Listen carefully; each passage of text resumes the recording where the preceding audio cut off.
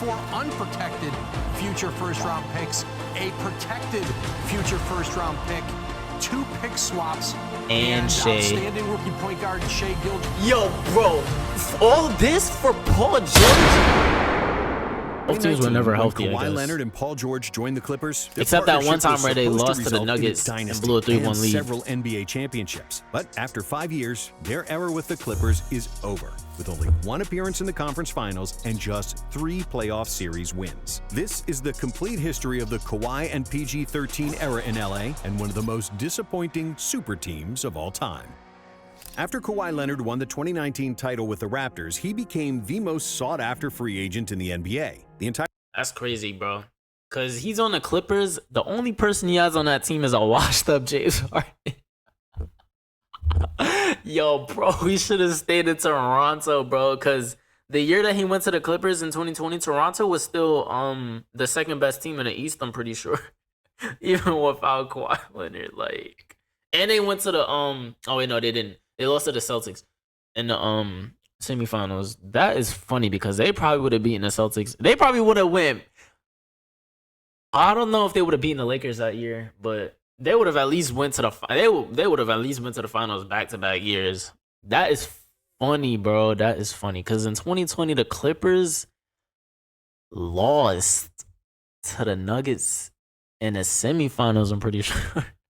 That is hilarious. The entire league was held hostage waiting for his decision. And then, a bomb. He chose to go home to LA, not with LeBron and the Lakers, but with the Clippers and Paul Everybody George. Was saying he was going to the Lakers, though. That would have been a crazy super ransom team. to OKC. 4 unprotected future first-round picks. How much? Whoa. Ransom to OKC. 4 unprotected future first-round picks, a protected future first-round pick, 2 pick swaps, and outstanding rookie point guard Shai Gilgeous. Yo, bro, all this for Paul George? Bro, this ninja's not even going to be a Hall of Famer or a first ballot Hall of Famer. Bro, Yo, I don't think y'all get this, bro. I don't even think a first ballot Hall of Famer is getting that type of trade value. That is crazy. Nah, the Clippers got no front office, like, IQ at all. Their front office execs got no IQ at all. They should have told Kawhi, like, they should have done something. Why would, if anything, keep Shai or keep most of your picks? There's no way I'm trading all of that just for one person. Like, Paul George never won an MVP. That's that type of trade value, bro. That's the type of trade value for like an MVP and a champion, bro.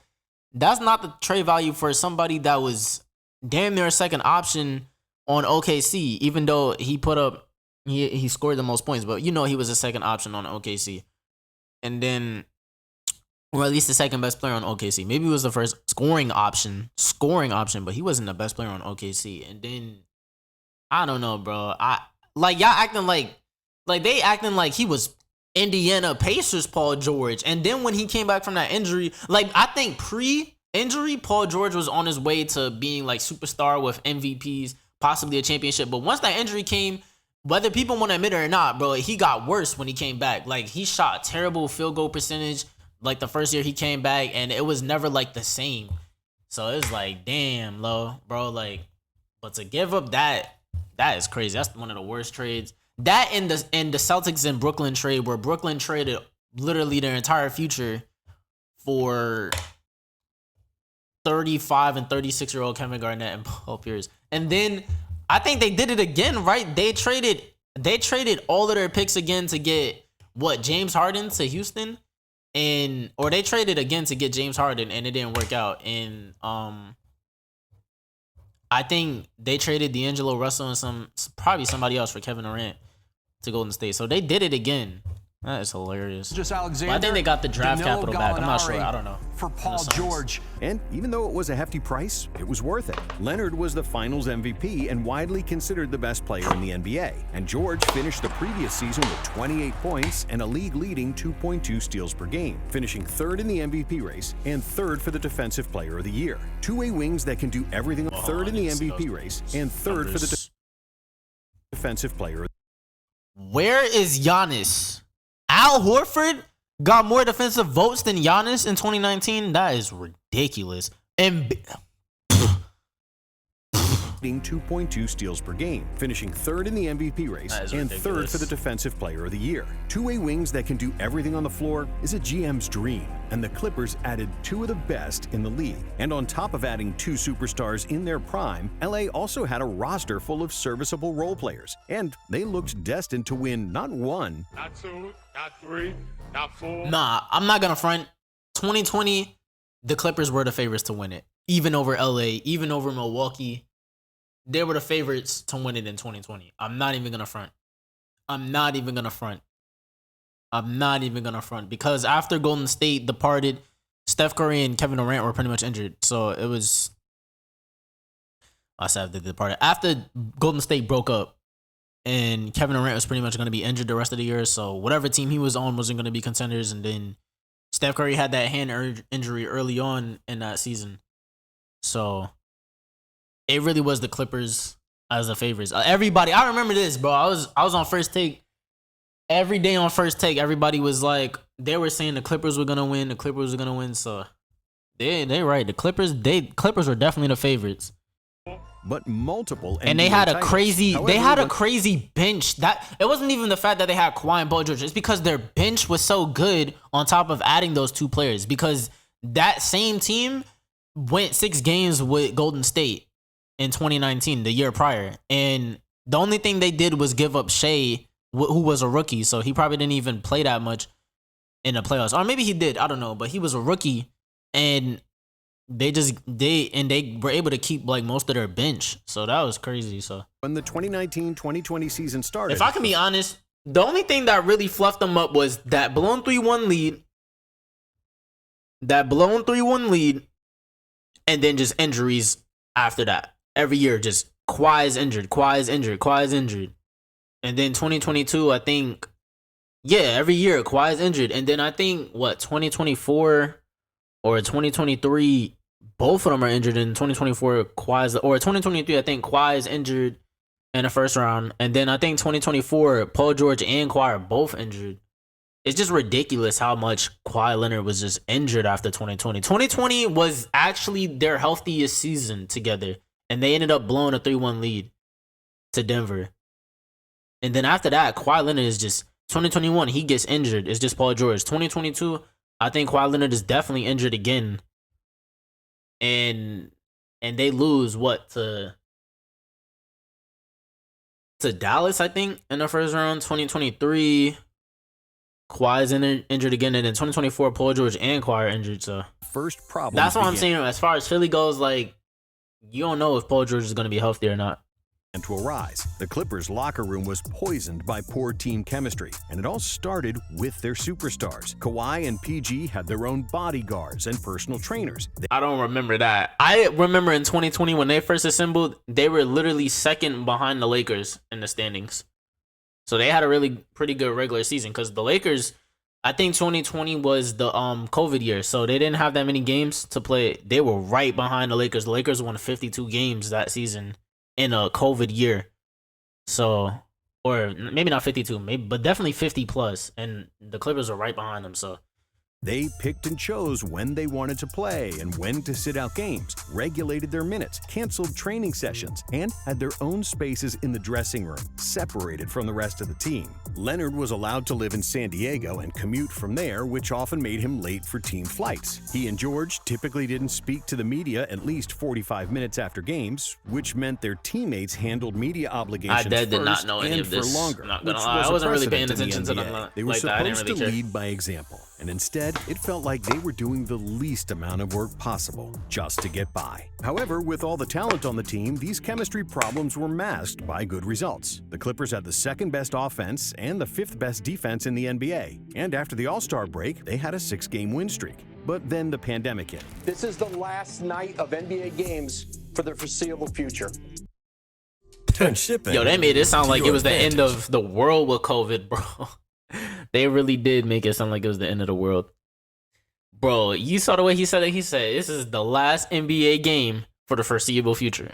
Bro, what? Season resumed in the bubble, the Clippers' momentum was halted, and they never rediscovered their rhythm. Zubats and Shamet tested positive and had to miss games. Morris and Jermichael Green arrived late to the bubble, while Harrell, Pat Beverly, and Lou Williams each left the bubble due to the deaths of loved ones. Harrell missed a month of action, and when he returned, it was clear he wasn't the same player who had just won the 6th Man of the Year award. Lou Will attended the funeral of a friend, but after it, he stopped by the Magic City strip club, honestly, just to eat their chicken wings, which earned him the nickname Lemon Pepper Lou. After that, I did not know about that, bro. I thought that was only where James Harden is supposed to go. Williams had to quarantine for 10 days, which meant more missed Oh, games. wait. Nah, was it? I think there was it like a report that he was in the club? Nah, I don't know. That might be somebody else. That might have been Kyrie or something in 2022 or something where Kyrie was supposed to be like out or something because of the oh no, I think it was 2021 because of the vaccine and stuff, and he didn't want to play, and then all of a sudden out of nowhere he's like in the he's in a strip club or he's in some type of club. He's dancing or something. For They a called key him. rotation player, and Pat Beverly's strained calf caused him to miss 10 games, including 5 in the playoffs. The constant turnover and lack of availability derailed the Clippers' continuity and messed up their rotations. It was obvious that the team played with a lot of tension. In the first round against the shorthanded Mavericks, a 20-year-old Luka Doncic kept Dallas afloat, tying the series 2-2 with a spectacular game. Yeah, this is how I knew. This is how I knew Luka was gonna be good, bro. Because in the regular season he was good enough to win Rookie of the Year, but it was kind of close between him and Trey because Trey kind of turned up in the second half. But I was like, okay, decent, good rookie year. You know what I'm saying? Definitely should have been the #1 overall pick. That's for sure. That's what he proved in the regular season, but he didn't prove he's gonna be this good. He just proved, oh, I should have been the #1 pick, obviously. But then when I saw him in this series, I was like, oh yeah, he's different because they were supposed to get swept by the Clippers, but the fact that they went to 6 games and he literally had no help. Literally, there was nobody on Dallas. I don't even think Jalen Brunson was Jalen Brunson at this point. So there was literally no one on Dallas helping him, and he managed to take it to 6 games. So that's how I knew he was gonna be. He was different. I was like, yeah, he's different. Because I was like, he could possibly end up being James Harden 2.0 because he plays a heliocentric offense just like James Harden, where it's just him as the main ball handler and shooters around him. But the difference between James Harden and Luka is that Luka actually plays if not better in the playoffs as he does in the regular season. James Harden kind of goes downhill. It's good. Doncic wins the game at the buzzer.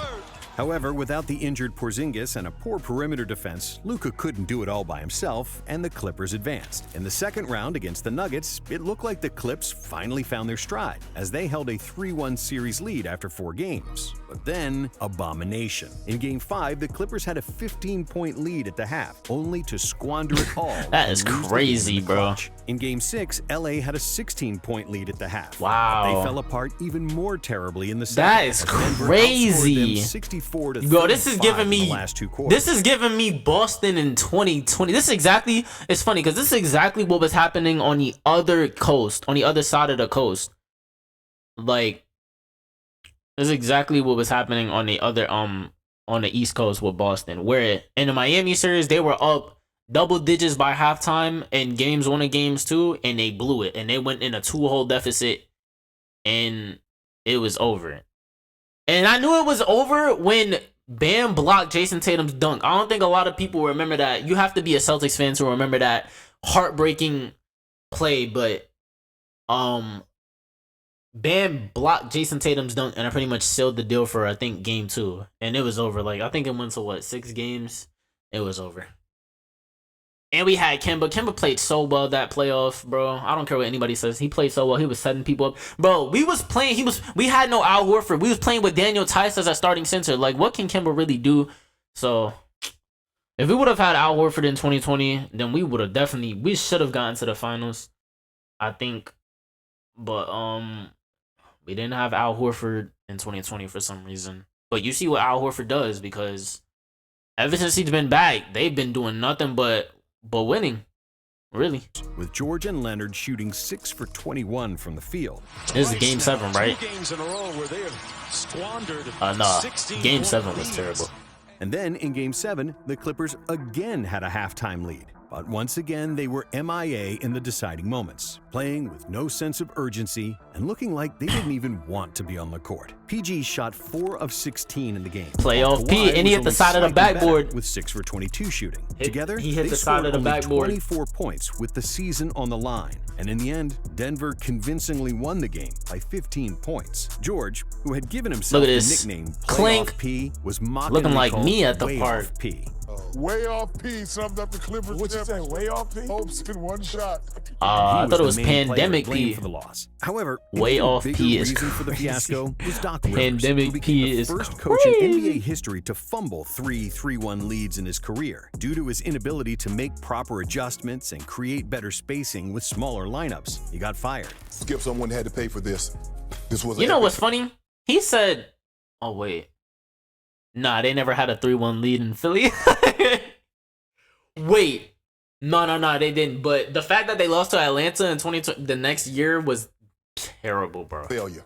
And when you put two superstars together, you mortgage your future. The results need to be immediate. After their season was over, several Clippers cited a lack of team chemistry for the loss. I think a lot of the issues that we ran into, talent bailed us out. Chemistry, it didn't. In this series, it failed us. Let's put this old phone back in service with the new Generate Background feature in Photoshop. First, we'll remove the background. Then click. After the departure of Rivers, the Clippers promoted his assistant, Ty Lue, as the next head coach. And even though they lost Harrell and JaMychal Green in free agency, they replaced them with Serge Ibaka, Luke Kennard, and Nicholas Batum, which made them even more talented and versatile. When the 2021 What? Bro, you just lost your 6th man of the year for Luke Kennard, a very old Nicholas Batum, and a very old promoted his assistant Ty Lue as the next head coach. And even though a they very lost old Harrell Serge and Ibaka. JaMychal Green JaMychal Green is also pretty good too. in free But agency, you lost your 6th man of the year for a very old not very old Serge Ibaka, but pretty much out of his prime Serge Ibaka. replaced them with Serge Ibaka, Luke Kennard, Luke Kennard. I'm not saying he's trash, but bro, stop it, bro. He's a shooter, and that's it. and Nicholas Batum, And a which very made them old even Nicholas more Batum. talented and versatile. When the 2021 season started, Ty Lue's signature was clearly visible in the offense. He emphasized spacing, small ball lineups, and ball movement, which reduced the number of isolations and increased the pick and roll. Finally, the ball moved and was reaching the players in the best positions. The Clippers had the 4th best offense in the NBA and were the most accurate three-point shooting team in the league. But there was a problem at the other end of the floor. Up until the All-Star weekend, they had an average defense, although their starting 5 consisted of defensive specialists. The reason for that was Lue experimented with a lot of defensive schemes, and their 3 best perimeter defenders, Leonard, George, and Beverly, missed a lot of games. Another reason? Yo, that's really the story of this, bro. Like, the rest of this stuff he's talking about, bro, this is like filler, bro, for the video. Bro, the main reason why this team failed is because they were injured like 90% of the time. Same with Brooklyn, where Brooklyn, their 3 best players were never on the floor with each other like 90% of the time that they were together. Big one is that neither Kawhi nor PG wanted to lead by example and guard the opponent's best offensive players. It looked like the Clippers didn't have that X factor and that something was always off. But after the All-Star break, with the addition of Rajon Rondo and better engagement from their superstars, LA finished the season with a top 10 defense and a top 5 offense. However, when the playoffs started, things couldn't have top 10 defense and a top I'm a Bucks glazer. Where's the and Bucks? better engagement Where's from the their Bucks on superstars. defense? LA finished the season NBA defense rankings. No. with a top 10 defense and a top 5 Okay, we're number 6 in offense. Yeah, we really were like under the radar that season. offense. But we still won. When the playoffs started, So get off things my couldn't nuts. have gotten off to a rougher Get start. off our nuts. Luka Doncic was destroying them, and the Clippers played the same lackadaisical defense. Yo, to run into this dude a second, bro, they faced Dallas in the first round 3 times, bro, out of the 4 years, right? Because I know 2022, right? 2020, 2021, and then I think 2022, right? Yeah, 2022, they actually lost to him, right? And then 2023, they faced the Suns, and then 2024, they faced the them, like, bro, they faced them 4 out of the 5 times, right? Yeah, because remember, like, I think it went to like 6 games or something, and they were talking like crap and stuff, and like about the airplane stuff or something, the airplane logo or the airplane billboard. But they faced them 4 times out of the last 5 playoffs. Dallas and Clippers in the first round, and Dallas actually, like, that's actually crazy. That they did early. Yo, they gotta be season. tired of However, seeing this Ty dude, Lue bro. wasn't Doc Rivers, and he did a great job adjusting his lineups. He removed Zubats from the starting lineup and limited his minutes, relying exclusively on small ball. He also wasn't afraid to bench big-name players like Rondo and Beverly for Luke Kennard and Terrence Mann, showing poise and tactical acumen worthy of a superstar roster. LA tied the series at 2-2, but in Game 5, Luka scored 40 again, and the Clippers still faced potential elimination. And then a big thing happened for the Clippers. Went to Kawhi 7 Leonard games. woke up. That's It was clear crazy. that Kawhi was the best player on his team during the entire series, but in Games 6 and 7, Leonard looked like the best player in the league. Kawhi finally became the primary defender on Doncic, while also destroying Dallas offensively with 45 points in Game 6 and 28 in Game 7. The Clippers won the series, and just when it looked like they had finally hit the switch, in the second round against the Jazz, their defensive problems came back. Instead of Luka, it was Donovan Mitchell who was slicing But they beat them up though. like a knife through Even butter. though In the first Kawhi got injured in this series, they beat them. And I really thought, cause Utah went up 2-0, I thought Utah was gonna beat them because Utah was so good this season. They were so good this season. So good this season, man. It's unfortunate. I didn't even see. I saw Utah go 2-0. I saw Donovan turn. Bro, I saw Donovan turn into the next Dwayne Wade. Like, he was cooking these ninjas. And then, like, out of nowhere, they get bounced. I was like, damn, bro. First 2 games, thanks to the non-existent Clippers defense, Mitchell looked like the best player in the NBA, averaging 41 points as the Jazz took a 2-0 lead. But Ty Lue shook up his troops once again, and in the series, it was Paul George who had a big revival. In Games 3 and 4, both Kawhi and PG scored over 30 points, something they had only done 4 times in their first 2 seasons. The Clippers evened the series, but they paid a disastrously there's an large injury. price to do so because Kawhi tore his ACL, which meant his season was over.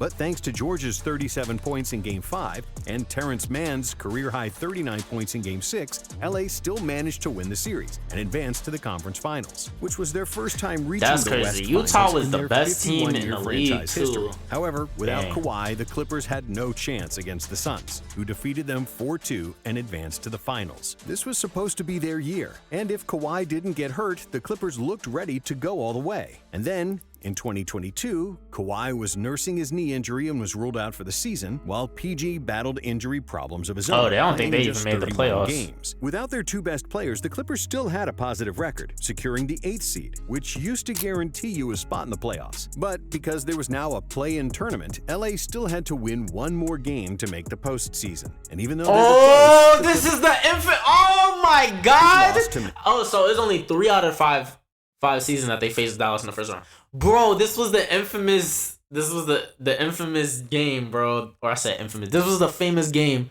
where Pat Beverly threw his jersey into the crowd. They started playing "We Are the Champions," and then this ninja started crying. Like, bro, what? Pelicans and were eliminated. It was now 3 years since the arrival of George and Kawhi, and 3 years of disappointment. 3 wasted seasons is a lot in the life of a franchise, and it often means the closing of a championship window. However, thanks to capable management and the richest owner in the NBA who looks at the luxury tax like it's peanuts, the Clippers had another chance. For the 22-23 season, Wait, he's the they richest? Hold on. thanks to capable management and the richest owner in the NBA who looks at the luxury tax like it's peanuts, the Clippers had another chance. For the 22-23 season, they put together a roster worth $197 million, thus becoming the most expensive team in the history of the NBA. Doesn't make them the best. Yo. Bro, they had to watch the John Wall on their team. The Clippers had the deepest and most versatile roster in the league, and even I don't know, bruh. Wait, what? more so after the midseason addition of Russell Westbrook. The Clippers What? Oh wait, no, he was. I forgot. Oh my God, bro, I'm tripping. He was there, bro. I remember though, but it's because I'm so used to seeing Russ on a Lakers jersey in a Lakers jersey, but nah, he definitely was on the Clippers in 2023 as well. And I think in 2022, right? He wasn't on the Lakers in 2022. Was he on I don't even know, bro. I don't care. Let's just continue. Clippers also had 7 wings on the team, which is essential in the modern NBA because they provide flexibility and can switch on almost any player. Perimeter defense, help side defense, rim protection, shooting, ISO scoring. The Clippers really had it all. All except for health, that is. Less than a month before the playoffs, Paul George was ruled out for the season with a knee injury. Kawhi, who now traditionally missed nearly half the regular season, was finally healthy for the playoffs. But then in Game 1 against Phoenix, the Claw again looked like the top 5 player in the NBA. But 38 then, points, 5 assists, and 5 rebounds, he was absolutely unstoppable. But then, looking ready to lead his team to victory. You know there's a butt coming. But then, 31 points. Okay. 8 boards Oh my and god. 7 Oh my dunks. god. The Clippers The might win the Suns tied championship. series. They might win the championship. Yeah, that was crazy. And then But another then- knee injury. We have Oh, he breaking said news. and then, Kawhi but Leonard then, has been ruled out of this pivotal game and then 3 in Gang Los never returned. Angeles. Or did he Without return? both their superstars, LA fought hard, but they lost the next 3 games. Oh, and had no, to yeah, he suffer did through not. Another Dang. bitter disappointment. I felt But bad for before Russ, the bro. He was really 2024 cooking that season, series. with That was Steve like the Ballmer best series always he's ready to played, open his like checkbook, the Clippers in a added while. another superstar. After Nah, a drama-filled bro, break, stop it, bro. Bro, if Philly demonstrated anything, is that he was beyond washed in the playoffs. Another superstar, bro. Yo, I remember when it was the semifinals, right? In 2023 against Boston. And Boston, they faced Boston. There's no Embiid. And they beat Boston. James Harden drops 45 game 1. Everybody's like, oh my God, James Harden's back. I'm like, bro, like, you know this pattern, bro. Like, he's going to play like a superstar one game. And then the next game, he's going to play like a bench warmer. And just like I thought. Game 2, like 9 points, tour dates. Game 3, superstar. Game 4, single-digit points, tour dates. Game 5, like, just, bro, whatever club he was going to, bro, they had to have roller coasters because, like, he literally played like a roller coaster. In the Sixers, James Harden wanted to come home to LA, and the Clippers wanted him too. And even this was so funny. He said, I am the system. though he wasn't cheap. The Clippers, they received James Harden, PJ Tucker, Philip Petrusev for Marcus Morris, Robert Covington, Nick Batum, KJ Martin. Yo, this is just Philly, like, just finessing, bro. They know damn well the James Harden they have was not worth 2 first-round picks. And a pick swap? No.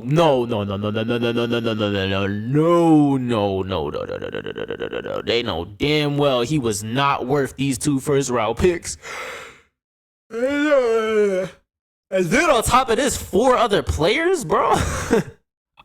Yeah, they know he was not worth this, bro. 2 firsts, 2 seconds, and a pick swap. You got all that? Why do couples choose a Sleep Number Climate Yeah, they 360 know he swap was bed? not Can it worth it, bro. They finessed. Man, bro. I think the Clippers, they just was like, bro, what do we do at this Still one point, of the bro? best players in the league. Or was he? By No, he mid-November, wasn't. the Clippers were in the middle of a 6-game losing streak. Their offense looked discombobulated, and Harden seemed completely out of place. But then Ty Lue gave the Beard much more freedom and ball-handling duties, putting the keys of the offense in Harden's hands. And soon, everything clicked into place. The team that was making the fewest passes and fewest wide-open shots became the 4th most efficient offense. Harden looked like a maestro. Orchestrating open shots became the 4th most efficient offense. Oh, our offense got worse. I remember, bro. Our offense got worse just so our defense can get a little better, bro. Offense. Harden looked like a maestro, orchestrating other superstars to perfection, and LA seemed virtually unbeatable. From December 2nd to July 5th, the Clippers produced the most consistently dominant and sustained stretch of the Leonard George era, going 26-5 and briefly rising to first place in the Western Conference. At the All-Star break, their record was 36-17, the franchise's best winning percentage at that point in the season in 11 years. With Harden handling the ball, the Clippers' pick-and-roll game with center Ivica Zubac looked better than ever. Actually, I remember this, but I was kind of asleep for it at the same time. But I remember, like, just seeing everybody talking about, like, the Clippers being the hottest team in the NBA right now, like, at this point. On the break, back to Zoo. Oh my God! But the one player who benefited most was Sent him to Kawhi the Leonard. ground. Freed up from always having the ball and creating for himself and others, Kawhi looked like a top 5 player in the league. You see, they were doing good, and then James Harden started trolling. And well, actually, no, I guess it was during the winning streak. But y'all remember James Harden when he passed the ball to Kawhi Leonard, and he tried to block his shot. And then Russ took a shot, and Kawhi Leonard fell to his knees. That's when you knew it was over, bro. After that game, it was over. Polished on offense with a compact, functional dribble that allowed him to use his strength for easy points in the paint or mid-range jumpers he'd honed to robotic perfection. Defensively, he had enough juice to suffocate the best opposing players like we first saw in San Antonio. Kawhi was defending 1 through 4 while also running into passing lanes, grabbing 2 steals, and nearly a block per game. During the first part of the season, Leonard averaged 25 points, 6 rebounds, and 4 assists, shooting an unreal 56-48-93. That's Strong insane. consideration for the MVP award. And then everything went downhill. In Like early it always March, does. Leonard's shot found the front rim more and more often. The volume of his drives decreased, and it was clear that his knee was bothering him and slowing him down. Kawhi missed the last 2 weeks of the regular season and the first playoff game against the Mavericks, which the Clippers managed to win without him. And when he returned to the floor for Game 2, it was clear he wasn't the same player from the start of the season. It was sad to watch him practically slowing down his team, with Kawhi playing just 2 games, George playing only 1 good game, and Westbrook having the worst shooting series of his career. The Clippers didn't stand a chance, and they lost the series in 6 games. With 5 years of Paul George and Yo, Kawhi, bro, I got a song for you to listen to if you don't. Yo, bro.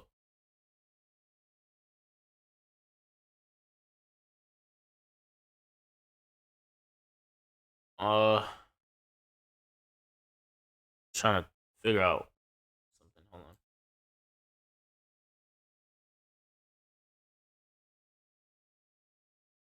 on. Yeah, send the link in chat. I got you because this video is about to be over anyways. Leonard, and with millions spent in the luxury tax, the Clippers managed to win just 3 playoff series, losing in the first round of the playoffs twice and once completely missing the postseason. If somebody told you that in 2019, you'd call them crazy. But due to all the injuries, Kawhi and PG were both healthy in only 1 of those 5 seasons, which happened to be their first season together. That ended with a fiasco against Denver in the Orlando bubble. Yup, And now, told you. Paul George is gone, and Harden and Kawhi are owed $87 million per year, with extremely tight salary cap restrictions that will make it hard for the Clippers to add more players. They're not And adding with nobody. It's Kawhi's over. They knees might as well continually rebuild. getting worse, it's doubtful that we'll ever see him healthy for long periods of time.